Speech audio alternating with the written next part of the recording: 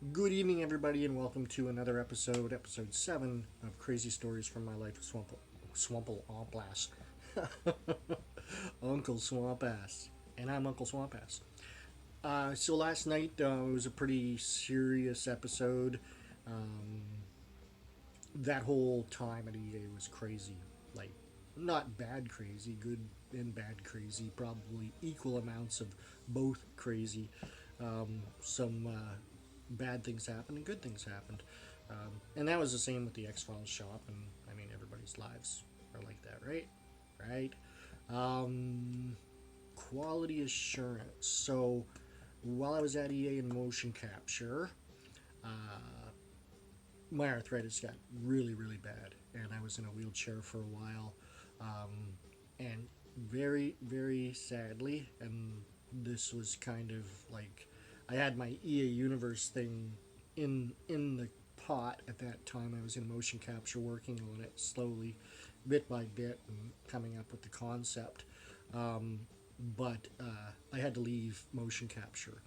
I just couldn't perform the duties that I was hired for as a operator for motion capture, which involved a lot of walking around and being on my feet and working with the talent and all that kind of stuff. So yeah, we made a deal that I would go back to quality assurance, but I got to keep the salary that I was on in motion capture, which really, really irked managers in quality assurance because some of them I was making more money than them, and because of my arthritis, I was missing time. So yeah, they were pretty choked that this crippled fucker was, you know, getting paid more than they were and wasn't even there half the time. Can you blame them? I don't know. Anyway, so back in QA, quality assurance, as I said before, was a lot of younger people, a lot of younger folk. Um, when it was its own building, it was like a frat house. Like, they used to party and drink beer, and like Fridays they'd have beer and stuff like that. And I mean, I think the first or second day that I started in QA, we came in and two managers were like sleeping on the floor in their offices, and not from overwork. So, anyways, and then the day that I was hired, after the first day I started work after my training, our manager for our group, for our project, he got fired for having porn on his computer. So that was crazy. Well, yeah, here's some crazy stories. Some crazy stories just come up as I'm thinking about them. So yeah, that manager got fired for porn on his computer. And then when we moved all of the computers from everywhere else all to one central place, while we were hooking it, because we hooked up everybody's computers and turned them on. Some had to have its software installed, and some it's just crazy that people would do this, but it goes back to those people who would park outside of our shop on Hastings with their trucks that had the phone numbers of the business that they were, owned or were part of, and they're getting hookers. Like, it's these people would have links and folders on their desktop to like pornography, and I think in one case was child porn, at work. Like, it boggles the mind. So there were some people that were fired over Christmas because we found nefarious data on their computers. But anyways, back to QA. It was a bit of a frat place before we moved in together. When we got into the huge campus that they built, they really pulled the reins back on a lot. Everybody, like, it was kind of transitioning in that time when human resources seemed to be filled with a lot of people from other business, like not the gaming world, but like banks and stuff like that. And they brought in a lot of rules and regulations and ideas from their occupations and applied them to EA, which worked in some ways and didn't work in other ways. When we did the move over Christmas, and I was still in motion, or sorry, I was still in QA when we did the move. When we came back after the holiday, after we'd hooked everybody up and everything like that, and I mean, we were in the buildings, but all of our managers for QA had been fired. Every one of them. had been fired over Christmas. No word to any of the employees that this had happened. So when we came back, we had brand new managers that we'd never even met before, that were now managing the department, and a lot of them had no gaming background. I mean, I can't talk, I didn't have one, but to be managers of a department and not have any familiarity with what was going on, that caused some problems. Not necessarily for me, but it was just, yeah, those are like little hiccups that EA went through while they were growing pains, I guess. Quality assurance, we used to have a lot of fun. They had contests and stuff, and one of the more nefarious things we did was a glutton challenge. So you might get challenged to, like, drink like as much milk as you possibly can, or pop, or something like that, or eat something gross, or all kinds of weird shit. Um, what was I working on? I think I was working on Backstage Assault, which was the last N64 video game that EA did, and it was a wrestling video game, WCW. And my buddy Sean Morrison, who sat beside me at our station, um, I had one of those Sobe. I don't know if you remember. I don't even know if they had them on the East Coast here. It was a, kind of an energy drink, or a precursor to one. I mean, it wasn't like Red Bull or anything, but it did have like a caffeine type product in it. I thought I was drinking a caffeine free product until I started to really look into what I was drinking. Anywho, those glass bottles were like heavy duty glass bottles. They seem to be thicker than your like Coke bottles or Pepsi bottles, glass bottles.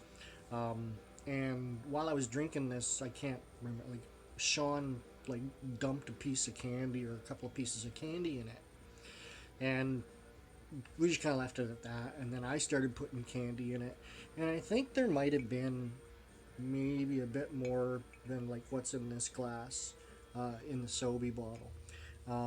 And we just kept on putting candy in it, and then like swirling it around, and put some more pop in it, and we don't even know why we were doing this, but we were. Um, and this Sobe bottle and its contents started to make some pretty funky colors. And every once in a while, we'd like shake it up and swirl it around, and the colors would get all weird, and it was kind of funny to look at. And so we thought we'd have a glutton challenge, and challenge somebody to drink it. And we started collecting a pot of money, for whoever was going to be the person to consume this Sobe candy drink. But then management got involved, and they went to this person who was going to do the glutton challenge and said, well, you're looking at moving up in quality assurance. You want to be a senior tester or lead or something, and this kind of thing is not going to reflect well on you if you do this glutton challenge. So he backed out. So the bottle sat there on my desk, and again, we shook it up, opened it every once in a while, and it just kind of sat there. In my workstation was like your typical kind of work cubicle. Um, and so I'm sitting here. These are like the walls, and your computer's like right in front of you, and then the speakers are like off to the side, kind of thing, right? It's like I'm like looking at my computer screen. My speakers are like facing me. So the bottle sat there. One day, and one of the things I actually was working on at EA, I did a lot of sneaking around when I was at EA. I had a lot of good connections. But when things were like down, low time, in between games and things like that, I would go down to the recording studios and the Avid suites, and I had a huge freaking beta tape that they gave me, and I was starting to actually go through the X-Files footage back then in like 2000, 2001, 2002, somewhere around there. And so I was down in the Avid suite, and somebody knocked on the door, and it was somebody from my department, and said, dude, you gotta come back quick. Something exploded at your desk. And I was like, what? What do you mean something exploded? And he's like, I don't know. but it showered glass everywhere. And I was like, what the fuck could have happened? And so we go up and we're walking up, and I don't know if it dawned on me before or maybe I realized it when I got there. But the Sobe bottle with all of the fruit and pop and everything inside of it had fermented and had created a great degree of pressure and had exploded. Um, I wasn't there, of course, and when it did explode, it was very, very loud. Some people thought it was a gunshot because some women screamed. There was like this huge bang, and women screamed, and then I guess you could hear the sound of the glass like showering all around. So when I get back to my desk, there was glass everywhere, all over my chair. My speaker, that was the bottle was right in front of, had so it has that kind of mesh over the top of the speaker. That was like all ripped and torn and had chunks of glass sticking in it. My meeting book for when we went to meetings and took notes and shit, which was leaning up against the side of the cubicle, just to kind of like the right or left of the bottle when it exploded. It also had shards of glass in it. And what it looked like was if I had been sitting in my desk, sitting at my chair at the time when that exploded, I probably would have gotten glass all over the side of my face and neck and everything. Like there was glass embedded in my chair. There's glass like a couple of cubicles over, like in another whole section of QA. And yeah, it exploded big time. And I got pulled in by my manager, who asked what happened, and I was still, excuse the pun, putting the pieces together, because I didn't, it didn't even dawn on me that this thing would ferment. But that started to be the general consensus of why this thing exploded. So I was told to no longer conduct any more experiments in quality assurance. Well, it really wasn't an experiment. I mean, it was just a bottle we threw a bunch of shit into, and it exploded. So from that point on, after that, I was known as the Sobe Bomber around QA. And I have never made another Sobe bomb, and I don't plan to make another. So I don't even think you can get Sobe anymore. So that's a little EA story. The other story I told you I would talk about was the X-Files Wait. So when we worked on the show, it was a fucking popular show, and you'd meet new people and maybe like, what do you do? And like, well, I work on the X Files, and some people were really like, oh my god, that's fucking amazing, blah. But I found a lot of people like, I mean, big cities are hard to make friends in. We did make a number of friends, like just hanging out at the nudie bar or going out to the local clubs in New West. Met a few people, and people that you work with become friends, but you don't always necessarily want to hang out with the people that you work with because you work with them all the time. Um, but So yeah, I just find that when you met new people and when you tell them that you worked like in the film industry or the X Files, like I don't know if people thought you were above them or just that you were in such a different world from what they did as employment that I don't know. It was really hard to make friends when you told people you worked on the X Files. Like some people really flipped out in a good way, and some people just I don't know didn't know how to relate to you or something. It was very strange. But anyways, the good thing is because it was so popular. I got the notion. So the Marilyn Manson thing, when I called them, I mean, Mike, I explained to them we already had our tickets, and these were some sculptures that Mike wanted to give them, and I don't even know if I said we worked on the X Files at that point. No, I must have because they knew that we did makeup effects because they had called us back and asked us to make some stuff for the band. Um, but yeah, so I guess I did use the X Files weight there, and that's when you kind of noticed that we could use this for some cool stuff. So the Marilyn Manson thing was one thing that we used the X Files weight for. And the other thing was I found out that Foo Fighters and Radiohead were doing a private concert at my old stomping grounds at the Plaza Nations, where I worked for that big production company. There was a nightclub that was there, and that's where the Foo Fighters and Radiohead were doing this private concert. And it was a private concert. I think it was for The Color and Shape, and I'd have to say maybe OK Computer were the albums that released. And what this was, the bands and their management were basically thanking the record store workers and record execs and managers and all those people.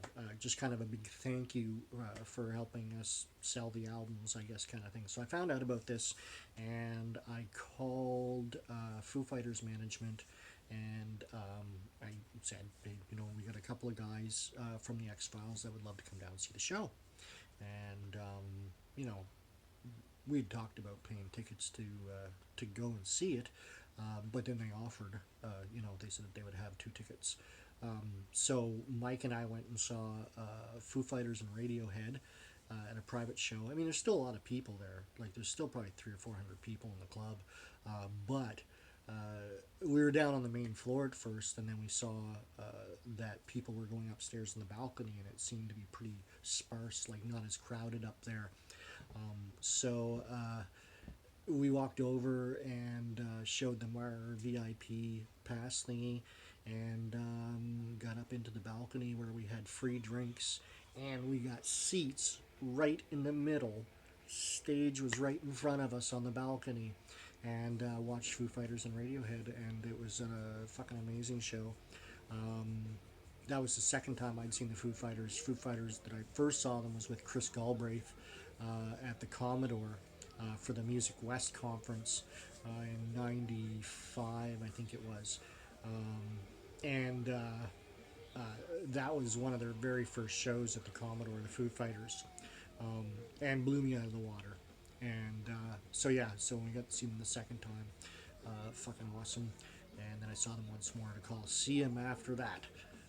So I've seen them three times, but definitely that concert at the Plaza of Nations was just so fucking cool. It was freaking awesome.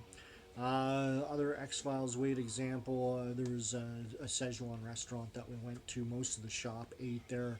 We ordered from there, at least once or twice a week.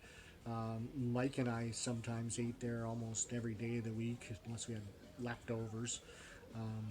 They gave us Christmas presents one year, just Mike and I, when we came in, and the staff had gotten us Christmas presents. I mean, nothing really personal. It was just like an Asian horoscope type thing. If we came in and there wasn't a table, they would make a table for Mike and I. So that was very cool. That could have gone even if we hadn't worked on the X Files. We just loved eating there, and I miss that place. Oh, miss that food so much, and you just can't get authentic Szechuan here. Like, you see Szechuan dishes, you see General Tso's, or you see a dish that's called like Szechuan, which Szechuan is more. Well, Szechuan is a province in China, and people from that area just have certain ways of doing food that it created a whole cuisine or brand, or I don't know. But Szechuan isn't just a dish; it's a whole wide variety of different dishes. Orange peel chickens and General Tso's chicken, those kind of things make up your Szechuan menu. Seafood, but very spicy, really really good. But yeah, I've tried numerous Asian and Chinese restaurants around town here, and it's just not the same. And granted, I mean, those people had specialized cooks. If you went to other Szechuan restaurants around Vancouver, you might not get exactly the same dish kind of thing. So that was that. So yeah, that's about it. And we'll wrap up tonight. Only a 20-minute episode instead of 40, but I'll let you people off lightly. And yeah, we'll see you maybe tomorrow night. It's my methotrexate night tonight, so I haven't taken my pill yet. I'll be taking that in about an hour, and then I'll be getting sick for the rest of the time. So, and what I've been noticing since I've upped the methotrexate dose, even though I throw up, sometimes Tuesday night, more than likely on Wednesday, a couple of times, but then now, Thursday, Friday, and I think even Saturday, I had a little bit of a close to upchucking episode. And on a Thursday and Friday, they haven't been consistently like week after week, but there's been a couple of times where Friday I get sick out of nowhere, usually somewhere between supper and going to bed. Um, so yeah, the new dose is helping. I requested to go up in the dosages because I knew it was working, but I just wanted to push it a little bit more. I've never responded well to biological treatments like Humira or Enbrel. I haven't tried some of the newer stuff, but just given the issues that I've had with the other ones, I'm sticking to methotrexate for now. I'm working at trying at some point to get off of every single pill that I'm on. The pain medication's gone, the naproxen's gone, and right now I'm just taking the cyclobenzapine, the muscle relaxer, CBD oil, gummies, and pot. And people have asked, and kind of the idea is does smoking marijuana help my arthritis? Um, but because I've been on other medications like methotrexate and naproxen and pain medication years ago, um, yeah, I don't know. I don't know if marijuana does help or not. I know in the morning with the back issue that I'm having, that if I get up and smoke a bit of weed, I do find that does help because sometimes like I don't even get heat on my back, and I actually feel better after I smoke weed. So whatever that issue is with my back, marijuana does seem to help alleviate uh, whatever is triggering the issue that's there. But we still don't know. Still have no fucking clue what's causing the pain in my back. Anyways, 22 minutes now, so let's get done. Thanks for watching, everybody. Subscribe, share, punch your neighbor in the stomach, kick a dog in the butt, and have a great day.